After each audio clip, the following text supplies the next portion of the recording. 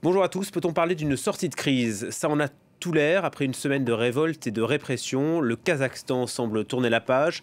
Le président a nommé un nouveau Premier ministre. Il annonce aussi que les soldats russes quitteraient le pays dans 2 jours.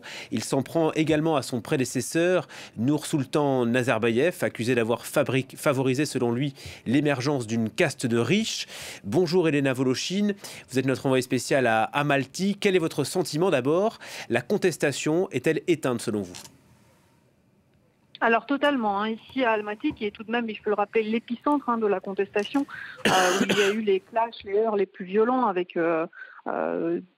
des militaires qui ont tiré à balles réelles et sans préavis sur la foule rassemblée devant l'administration centrale, devant la mairie d'Almaty. Ici, la vie est revenue quasiment à la normale, pas totalement, puisqu'il y a encore un couvre-feu, il y a encore des cafés, des commerces qui ferment prématurément.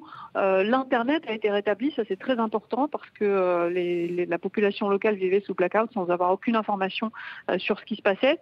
Donc l'Internet est revenu aujourd'hui et sur la place centrale d'Almaty, eh bien, les services communaux s'affairent à déblayer, à aussi évaluer l'étendue des dégâts. J'ai vu plusieurs brigades de ceux qui ressemblaient à des fonctionnaires avec des instruments pour noter, pour évaluer le montant que le gouvernement kazakh devra payer pour toutes ces vitres brisées, ces bâtiments calcinés. En tout cas, on a effectivement l'impression, d'autant plus avec ce retrait annoncé des forces de l'organisation du traité de sécurité collective, qui ont été appelées en renfort avec une grande partie de troupes russes, leur retrait progressif à partir du 13, cela se fera sur 10 jours.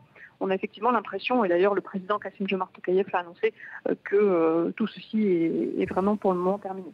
Voilà, l'heure est donc aujourd'hui au bilan. Difficile à ce stade de savoir combien de personnes sont mortes, sûrement des dizaines de manifestants, des policiers aussi. Il y a par ailleurs plus d'1 millier de blessés. Et puis le ministère de l'Intérieur évoque 10 000 arrestations. Elena, avec le recul, est-ce que l'on comprend ce qu'il s'est passé?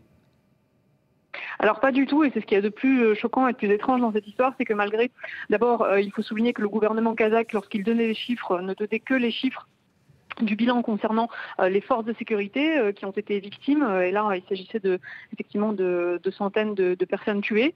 En revanche, pour ce qui est des civils, eh bien, il n'y a aucun bilan et à la limite, le gouvernement n'en parle presque plus, n'en parle quasiment plus. D'ailleurs, ce matin, Tokayev, on l'a entendu, annoncer des mesures sociales. Tout ce qu'il y a de plus populiste, comme par exemple geler les salaires des fonctionnaires sur 5 ans, ou bien stopper l'inflation, la limiter à 3 à 4% par an d'ici 2025.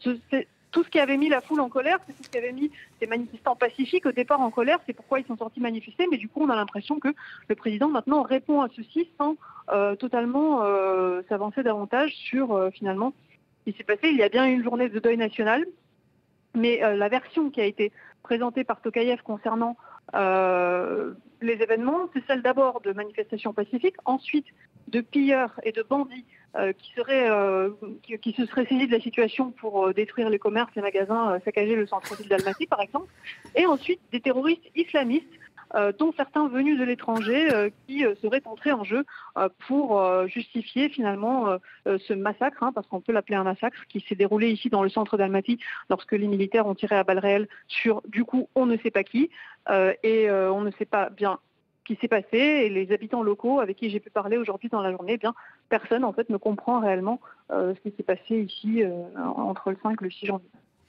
Merci Elena Voloshin, envoyée spéciale France 24 à Amalti.